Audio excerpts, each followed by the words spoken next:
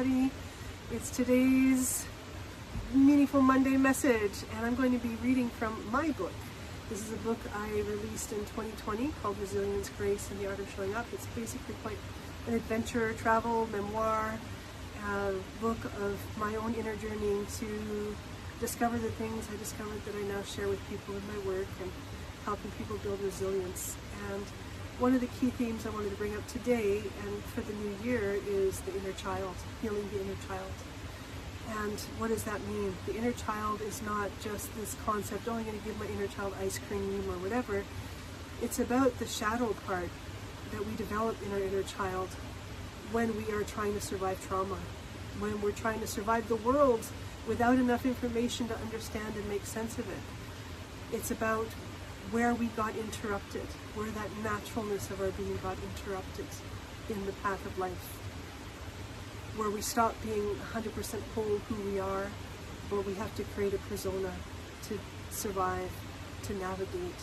And the healing journey for me is about getting to know that part, giving that part love, and helping it to evolve and grow into the adult self with us in this day. So, like I did the last time, I'm going to step aside, I'm going to read from the book, and I'm going to play a little flute song. At the end, I'm going to share a few thoughts as well on what I wrote here. And I just invite you to take a few deep breaths and just land in this very precious moment that we're in right now. And thank you for being here and watching this video. And if we haven't met yet, I'm Lorana Victoria Rana. And my vision and mission is to support people to live their best life through healing what's in the way that's keeping them stuck. And I've been doing this work for over 30 years. And I'm going to start reading right now. Nice to meet you, if we haven't met before. Okay, here we go. It's about restoring innocence. The innocence that existed before our first pain. Before the first time we experienced the need to defend. To defend ourselves or attack in defense.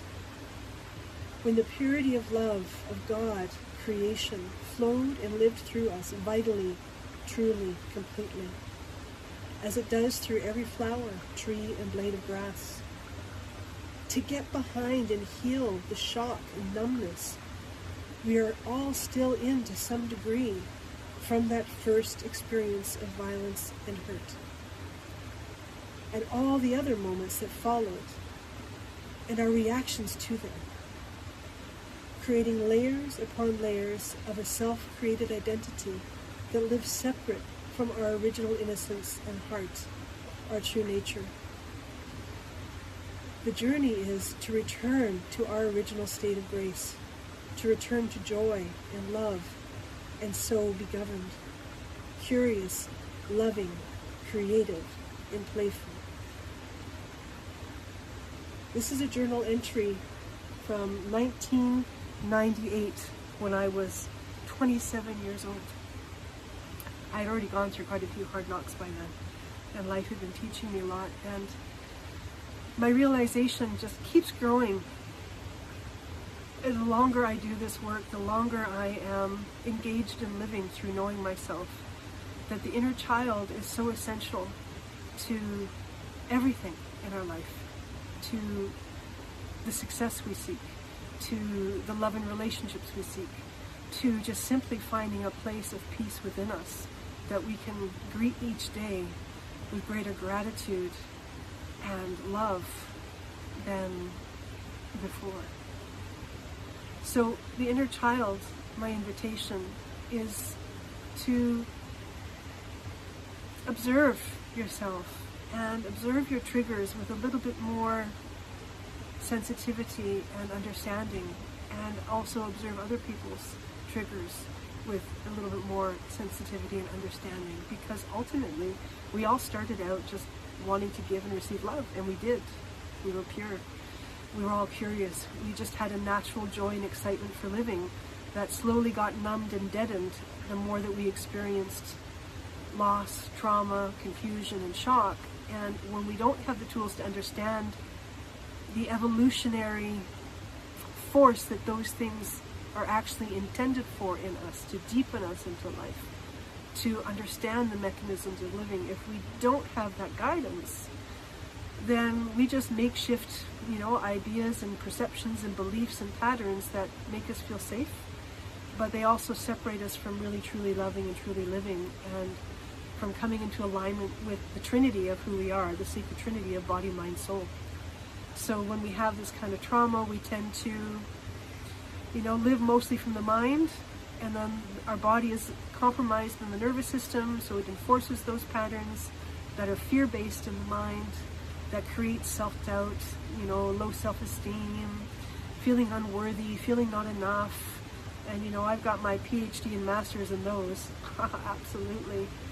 And so my invitation is to cultivate a bit more tenderness with yourself in this new year, and tenderness with others, and to know that everything that we see that is malfunctioning in our humanness, it traces itself back to wounding, to hurt that was never healed or addressed or resolved. And when we start looking to grow, not just having goals don't do it. Goals are, we need to grow in order to achieve our goals in this new year. So my invitation is to grow, to explore, do some research, learn to understand yourself and the other triggers that you see that are kind of collective. We all do it. It's in every one of us, until we cultivate the awareness to heal and change. And so instead of having just goals about money, about relationship, about whatever for this new year, I invite you to make the goal growth, that you can know yourself, that you can author yourself, that you can identify the patterns and beliefs that have ruled you out of safety, born of fear, that no longer serve you, so that you can come home to yourself and you can come into a realignment with your soul, so your body, mind, and soul can work together as they were designed to. And coming up this month, I'm offering a challenge called Love Yourself 2026 Challenge. And we're going to explore this, and I'm going to give functional, effective tools to help you to do that, and to encounter the true you, both the light and the shadow. And the shadow parts that people talk about, they're just parts that are needing love and needing some extra direction and guidance to come home to the whole self. So I hope you enjoyed this episode, and sending you lots of love, and from Pono and me on this beautiful dusk day right now. Okay, God bless you, and may your soul rise in 2026. Happy New Year again. Bye. Oh, and here's my flute song. I forgot. So take a few deep breaths.